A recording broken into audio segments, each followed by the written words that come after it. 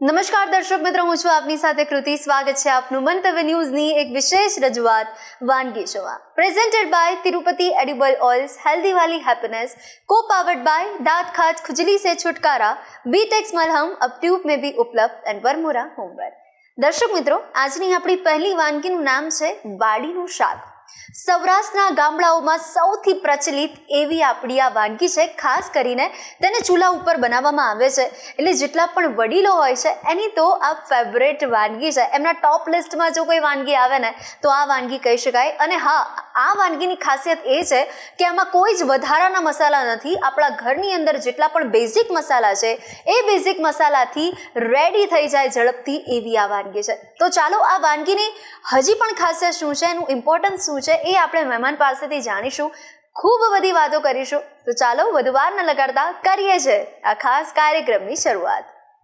દર્શક મિત્રો, આજે વાનગીના રસોડે આપણી સાથે સ્નેહાબેન ડોંગા જોડાઈ ગયા છે. સ્નેહાબેન, આપનું વાનગીના રસોડે સ્વાગત છે. Thank you. આજે તમે વાડીનું શાક લઈને આવ્યા છો અને સૌરાષ્ટ્રના ગામડાઓની આ ફેમસ છે, તો સૌથી પહેલા આ વાનગી વિશે જાણીએ આપણે.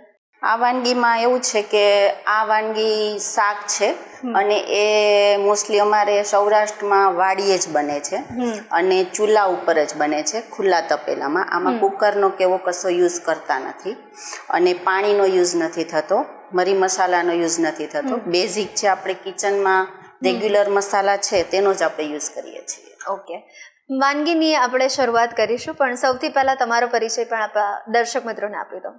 મારું નામ સ્નેહા ડોંગા છે અને હું સૌરાષ્ટ્રથી બિલોંગ કરું છું. ઓકે, તો જોઈ લઈએ આપણે ઇન્ગ્રેડિયન્ટ્સ. ટમેટાની પ્યુરી છે, ઓનિયન છે, સિંગદાણાનો ભૂકો છે, આદુ મરચાં લસણની પેસ્ટ છે, દહીં છે, રીંગણ છે, હિંગ અને પ્રોટીન મસાલા છે. ઓકે છે. હવે ચાલુ કરીએ. યસ. સૌ પ્રથમ આપણે તેલ ગરમ કરવાનું છે. તેલ ગરમ થાય એટલે પહેલાં થોડું જીરું નાખવાનું છે. જીરું સાતડે એક ચપટી હિંગ નાખીશું. હિંગ નાખ્યા પછી આપણે તેમાં અડધો બાઉલ ઓનિયન લઈશું.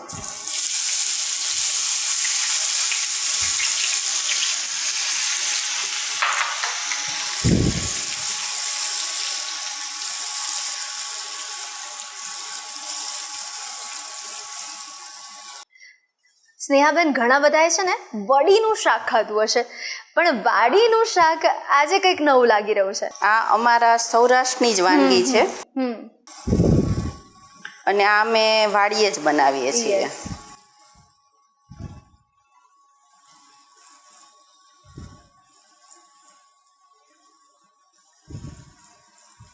ઓનિયનનો કલર ચેન્જ થાય પછી આપણે તેમાં આદુ મરચાં લસણની પેસ્ટ એડ કરશું.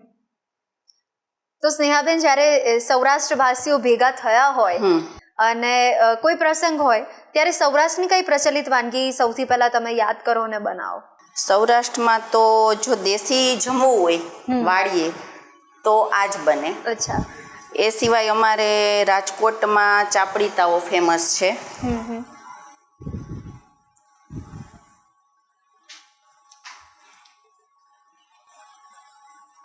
જો ડુંગળીનો કલર ચેન્જ થઈ ગયો છે, હવે આપણે તેમાં આદુ મરચાં લસણની પેસ્ટ એડ કરશું. ઓકે.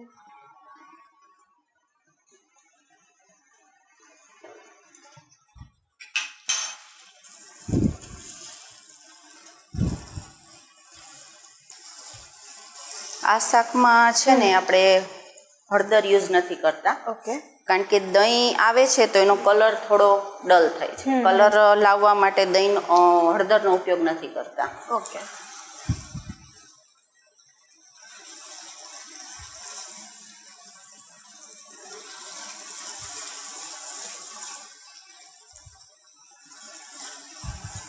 જો હવે ડુંગળી સરસ આપણી પાકી ગઈ છે, હવે તેમાં ટમેટાની પ્યુરી એડ કરશું.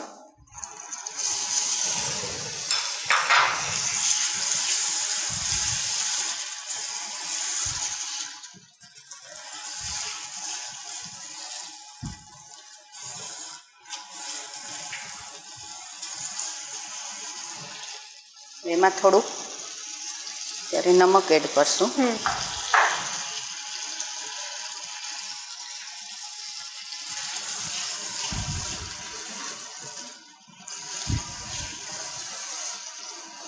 એટલે આમાં આપણે બહુ બધી સબ્જી પણ એડ નથી કરી ના, અને એટલે કહી શકાય કે ઓછા બેઝિક મસાલા તો છે જ, પ્લસ સબ્જી પણ ઓછી છે.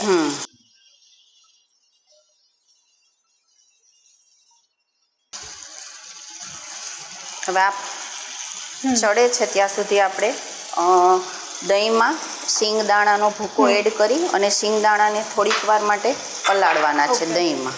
હવે આપણે એમાં શિંગદાણા લીધા છે જે ભૂકો એનો, એમાં થોડું દહીં એડ કરી અને એને ભૂકાને થોડી વાર પલાળીશું. ઓકે.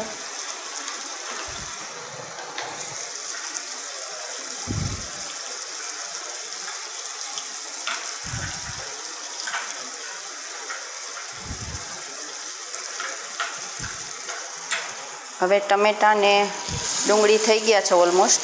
હવે તેમાં આપણે રીંગણ એડ કરીશું. અત્યારે આપણે કેટલું ક્વોન્ટિટીનું બનાવ્યું છે, કેટલા લોકો આરામથી જમી શકે? 1 બાઉલ રીંગણ છે તો 1 બાઉલ આપણે ટમેટાં લેવાના છે, અડધો બાઉલ ડુંગળી લેવાની છે અને 4 થી 5 ચમચી સિંગદાણા છે, અડધો કપ દહીં છે. ઓકે. તો 2 મેમ્બર્સ આરામથી જમી શકશે.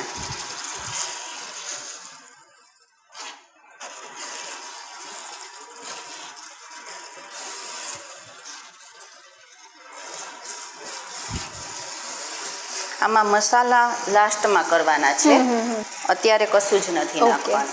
અને આમાં આપણે દહીંની સાથે પ્લસ સિંગદાણા લીધા છે, એને લીધે ખૂબ સરસ જે ક્રંચ કહેવાય ને એ આવે. હા.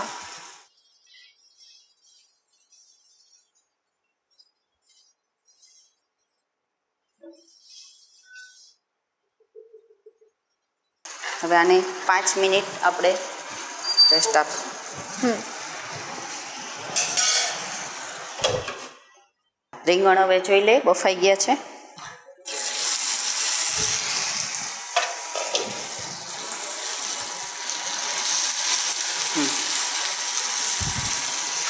જો તમે જોઈ શકો છો કે રીંગણ ને બધું એક મિક્સ થઈ ગયું છે. હવે તેમાં આપણે સિંગદાણાનો ભૂકો અને દહીં એડ કરી દઈએ.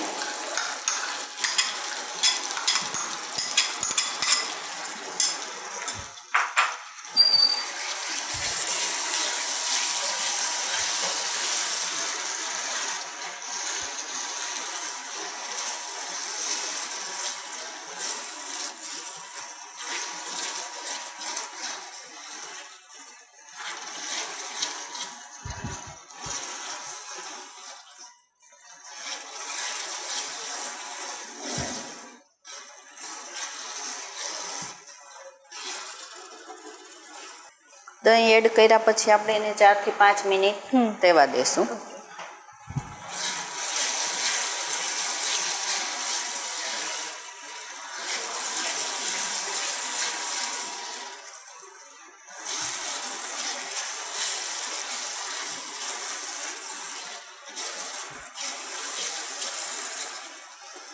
ચલો આપણે જોઈ લઈએ. હવે ઓલમોસ્ટ શાક આપણું બફાઈ ગયું છે. હવે તેમાં આપણે મસાલા એડ કરશું. તેમાં 1 ચમચી આપણે કાશ્મીરી મરચું લેશું, 1 ચમચી ધાણા જીરું એડ કરશું,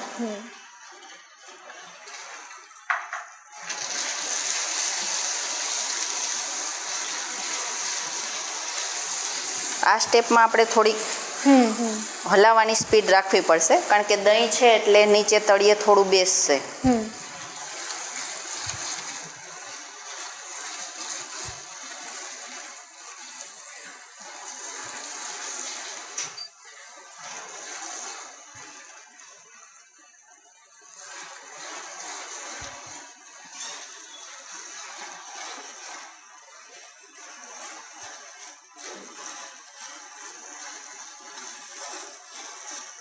ચલો હવે શાક રેડી થઈ ગયું છે. હવે એને સર્વ કરી દઈએ. ઓકે.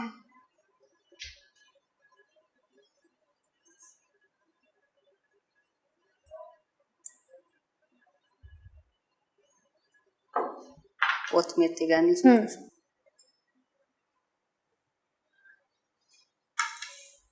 તેની સાથે આપણે બાજરીનો રોટલો રેડી છે સૌ માટે. તો વાડીનું શાક સૌરાષ્ટ્રની ફેમસ વાનગી અમારા વ્યુઅર્સ સુધી પહોંચાડી તે બદલ થેન્ક યુ સો મચ.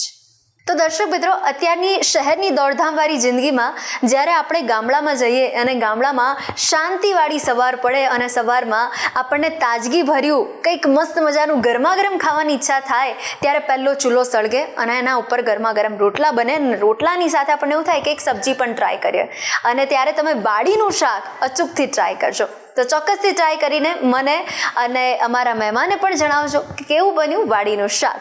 અને હવે લઈ લઈએ છીએ એક નાનકડો બ્રેક, ક્યાંય જતા નહીં, મળીએ છીએ વિરામ બાદ. વાડીનું શાક બનાવવાની સામગ્રી: ટામેટા, ડુંગળી, રીંગણ, દહીં, સિંગોડાનો ભૂક્કો, આદુ મરચાંની પેસ્ટ, લાલ મરચું પાવડર, હળદર, જીરું અને મીઠું.